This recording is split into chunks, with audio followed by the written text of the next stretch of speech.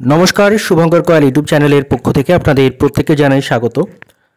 আপনারা জানেন PS মিসলেনিয়াসের answer কি প্রকাশিত হয়েছে রিসেন্টলি এবং তারপর আমরা একটা পোলও কন্ডাক্ট করেছিলাম এবং আপনাদেরও বহুজনের একটা কোয়েরি যে কেমন যেতে পারে কাট অফ এই বিষয়টা নিয়ে। তো পিএস মিসলেনিয়াসের এক্সপেক্টেড কাট অফ একটা আমরা আন্দাজ করার চেষ্টা করব, যদিও এটার সঙ্গে বাস্তবের মিল থাকতেও পারে নাও থাকতে পারে, তবুও বিভিন্ন বিষয় অ্যানালিসিস করে একটা আলোচনার জায়গা আমরা প্রস্তুত করব আজকে।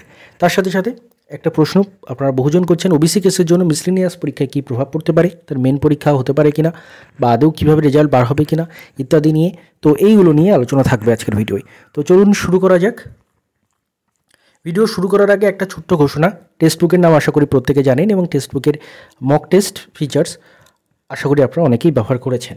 তো টেক্সট বুকের yearly pass and prove features যে মক টেস্টের ফিচার্স, সেটার মধ্যে আপনি বিভিন্ন এক্সামের মক টেস্ট পেয়ে গিয়ে থাকেন, যেমন পিএসসির বিভিন্ন এক্সাম মক টেস্ট পান, তেমনি এসএসসির বিভিন্ন এক্সামের মক টেস্ট পান, রেলওয়ের বিভিন্ন এক্সামের মক টেস্ট পান এবং আরও অনেক এক্সামের মক টেস্ট আপনি পেয়ে গিয়ে থাকেন। তো আপনার যদি মক টেস্টের দরকার হয়, আপনি যদি নিজেকে মক টেস্টের মাধ্যমে প্র্যাকটিস করে আরও নিজের এবিলিটিকে বুস্ট করতে চান, তো আপনারা টেক্সট বুকের মক টেস্ট নিতে পারেন। এখানে টেক্সট বুকে যে মক টেস্টের যে features, yearly pass and pro features, বর্তমানে কামিয়াবি এক্সপ্রেস সেল চলছে, যার জন্য কিন্তু নর্মাল ফিস 699 থাকে, সেটা বর্তমানে 616তে পাওয়া যাচ্ছে। এর সাথে সাথে আপনি যদি শুভ এই কোডটা ইউজ করতে না ভুলে যান, তাহলে এক্সট্রা আরও 12% ডিসকাউন্ট পেয়ে যাবেন। তো যাদের এই বিষয়ে ইন্টারেস্ট রয়েছে অবশ্যই কমেন্টটা ডেসক্রিপশনটা চেক করে নেবেন, ডেসক্রিপশানে লিঙ্ক প্রোভাইড করে দেবো। এবার ফিরে যাক ভিডিওর মূল আলোচ্য টপিকে। প্রথমত ওবিসি কেসের জন্য মিসলেনিয়াস পরীক্ষায় প্রভাব পড়বে কিনা, রেজাল্ট বার হবে কিনা ইত্যাদি ইত্যাদি। দেখুন, প্রথমত আপনারা জানেন, গতকালের ভিডিওটা দেখেছেন আশা করি, ওবিসি কেস কিন্তু 4 মাসের বেশি পিছিয়ে গেছে। জুলাই মাসে চলে গেছে ওবিসি কেসের ডেট।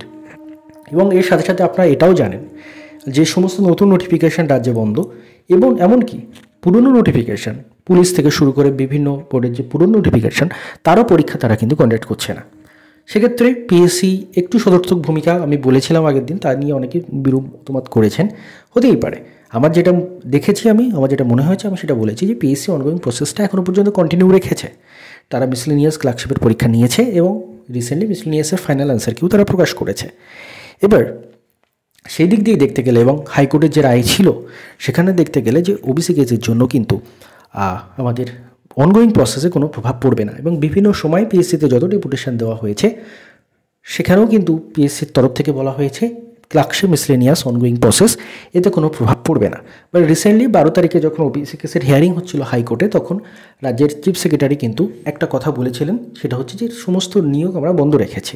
তো সেই বিষয়টা একটা সন্দেহের জায়গা তৈরি করে, কিন্তু তার পরপরই যখনই এই মিসলেনিয়াসের ফাইনাল আনসার কি প্রকাশ করে দেওয়া হলো, তখন মনে হচ্ছে কোথাও গিয়ে না, হয়তো মিসলেনিয়াস ক্লার্কশিপে প্রভাব পড়বে না।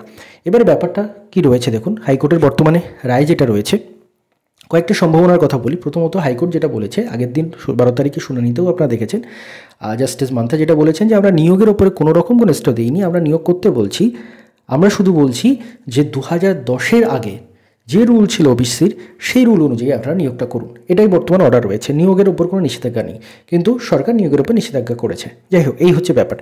এবার সম্ভাবনাগুলো একটা, প্রথমত রেজাল্ট বার করার একটা সমস্যা দেখা দিতে পারে, যে ওবিসি এ ওবিসি বিতে ভাগ করবে, না 2010 সালের আগে যে ওবিসি কাস্টগুলো অন্তর্ভুক্ত ছিল সেটা নিয়ে রেজাল্ট বার করবে। যেহেতু অনগোয়িং প্রসেস, এটাতে ওবিসি এ ওবিসি বি ভাগ করে রেজাল্ট পিএসসি প্রকাশ করতেই পারে। তো সেটা একটা সম্ভাবনা, এবং সেটা হলে নর্মাল যেভাবে এতদিন রেজাল্ট বার হতো তেমনভাবে আসবে। দ্বিতীয়ত, যদি হঠাৎ করে 2010-এর আগের রুলস মানা হয়, তাহলে শুধুমাত্র আগের যে ওবিসি কাস্ট সার্কেলগুলো ছিল সেগুলো নিয়ে রেজাল্ট বার করতে হবে। 3 নম্বর সম্ভাবনা যেটা, সেটা হচ্ছে রাজ্যের চিফ সেক্রেটারি যেটা বলেছিলেন যে এখন স্থগিত করে রাখা, তো সেক্ষেত্রে রেজাল্টটাও আটকে যেতে পারে। এই 3টে সম্ভাবনা রয়েছে। তবে এখনও যা মনে হচ্ছে, অনগোয়িং প্রসেস পিএসসি বারবারই বলেছিল, তার ফলে ওবিসি এ ওবিসি বি যেভাবে এতদিন রেজাল্ট প্রকাশ হয়ে এসছে, সেরকমভাবেই রেজাল্ট প্রকাশ হওয়ার সম্ভাবনা রয়েছে। এবং তেমন যদি হয়, তাহলে যেহেতু পিএসসি মিসলেনিয়াস এবং ক্লার্কশিপের প্রিলিমস নিল, আশা করা যায় মেন নিতেও খুব একটা সমস্যা হওয়ার কথা নয়, কারণ এটা অনগোয়িং প্রসেসেই রয়েছে এখনও পর্যন্ত। তো এই হচ্ছে ব্যাপার। এবার রেজাল্ট কবে আসতে পারে বহুজন জিজ্ঞাসা করছেন। রেজাল্ট আমি আগের দিনেও বলেছিলাম আপনাদের, যে লাস্ট ডেপুটেশনে পিএসসি জানিয়েছিল যে রেজাল্ট মানে মেন এক্সামের 1 মাস থেকে 45 দিনের মধ্যে আসতে পারে, 1 মাস থেকে 45 দিন আগে আসতে পারে।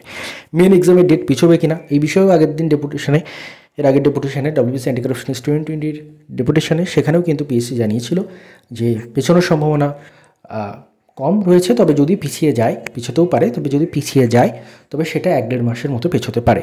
এটা সেই সময় বলা হয়েছিল, তখন ওবিসি কেস নিয়ে এত জলঘোলা হয়নি। এই হচ্ছে ব্যাপার। এবার যেটা আলোচ্য বিষয় সেটা হচ্ছে কাট অফ। আপনারা বহুজন জানতে চাইছেন, অ্যান্সার কি আশা করি প্রত্যেকে দেখেছেন। অ্যান্সার কিতে 3টে করে কোশ্চেন স্টার মার্ক দেওয়া রয়েছে প্রত্যেক শিফটে, এবং সেই 3টে কোশ্চেনটাকে পিএসসি উইথড্র করে নিয়েছে। সেই 3টে কোশ্চেন মানে প্রত্যেকেই আপনি অ্যাটেম্প করে থাকলেও 2 নম্বর পাবেন, অ্যাটেম্প না করে থাকলেও 2 নম্বর পাবেন, আপনি ভুল অ্যাটেম্প করে থাকলেও 2 নম্বর পাবেন। মানে 3টে কোশ্চেন, ওই 3 2 6, আপনি 6 নম্বর প্রত্যেকের জন্য পাবেন। এবং এই 6 নম্বর প্রত্যেকের জন্য পাওয়ার জন্য ক্ষেত্রে কিন্তু কাট অফও 1-2 নম্বর বৃদ্ধি হতে পারে। এই কারণে হতে পারে কারণ সবাই যে ওই 3টে কোশ্চেনই অ্যাটেম্প করে এসেছিল এমন নয়, বাট যেহেতু 3টে কোশ্চেনে সবাইকে মার্কস দেওয়া হচ্ছে, তার ফলে সবাই মার্কসটা পাচ্ছে।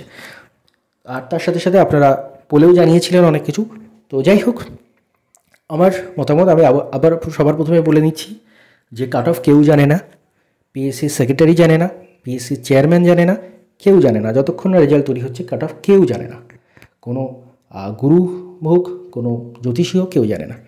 আমরা জাস্ট আপনাদের পাওয়ার ডেটার উপর ভিত্তি করে একটা অনুমানের চেষ্টা করছি।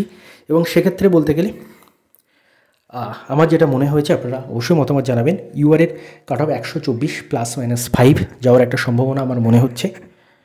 ওবিসি এর ক্ষেত্রে অনেক সময় আমরা দেখেছি ওবিসি এ, ওবিসি বি ইউআরের সমান কাট অফ যায়। তো সেক্ষেত্রে ওবিসি এর কাট অফ 124 ±5 যেতে পারে।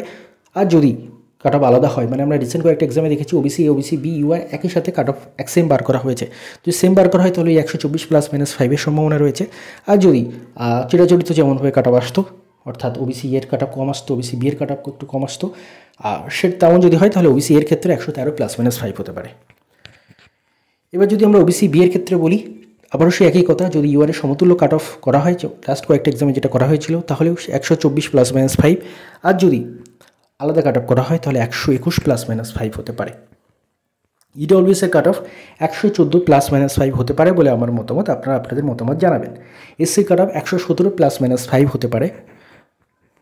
এসটির কাট অফ 105 ±5 হতে পারে। এবার কথা হচ্ছে কারা মেন এক্সামের জন্য পড়বেন। দেখুন, প্রত্যেকটা ক্যাটাগরি আমি যে কাট অফ বলেছি তার থেকে 10-15 নাম্বার কম যাদের রয়েছে তারাও মেন এক্সামের প্রিপারেশন তাদের নেওয়া উচিত বলে আমার মনে হয়। কারণ cut off, original cut off কেউ জানে না। আপনারা জানেন ভ্যাকেন্সি নিয়ে অনেক কথা হয়েছে, আগেও জানিয়েছি আপনাদের ভ্যাকেন্সি কত থাকতে পারে। আমরা লাস্ট যেটা আমি আপনাদের জানিয়েছিলাম, পিএসসির একজন প্রাক্তন সদস্য তিনি জানিয়েছিলেন যে 700-র কাছাকাছি ভ্যাকেন্সি থাকতে পারে, এবং 700-র কাছাকাছি যদি ভ্যাকেন্সি থাকে 7000-এর মতো কিন্তু পরীক্ষার্থীকে পাশ করানো হতে পারে।